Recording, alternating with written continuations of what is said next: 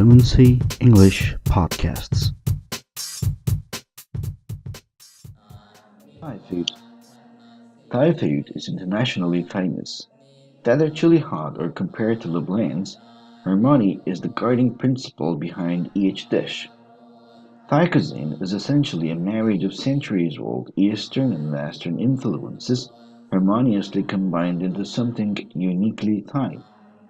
The characteristics of Thai food depend on who cooks it, for whom it is cooked, for what occasion, and where it is cooked to suit all palates.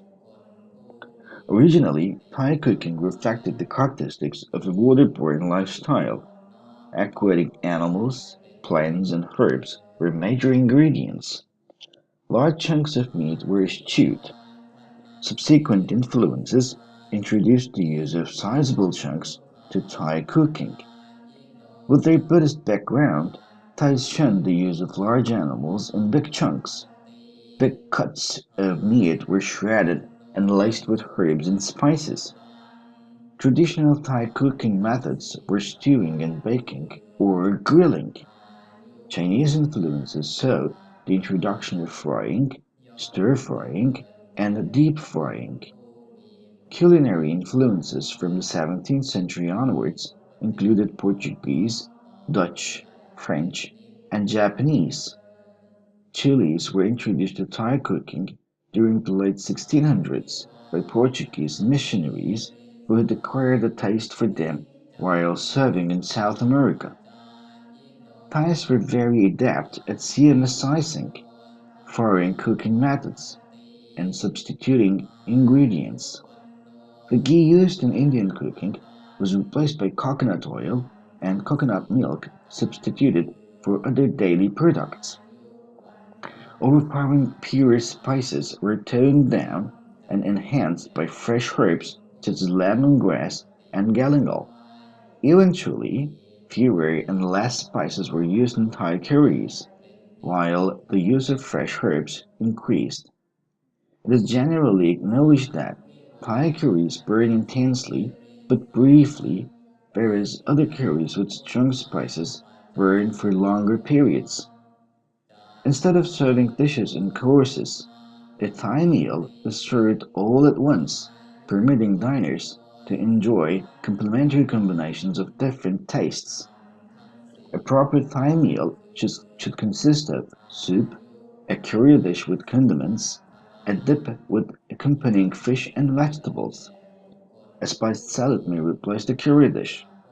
The soup can also be spicy, but the curry should be replaced by non-spiced items. There must be a harmony of tastes and textures within individual dishes and the entire meal. Eating and ordering Thai food. Thai food is eaten with a fork and spoon. Even single dish meals, such as fried rice with pork or steamed rice topped with roasted duck, are served in bite sized slices or chunks, avoiding the need for a knife. The spoon is used to convey food to the mouth.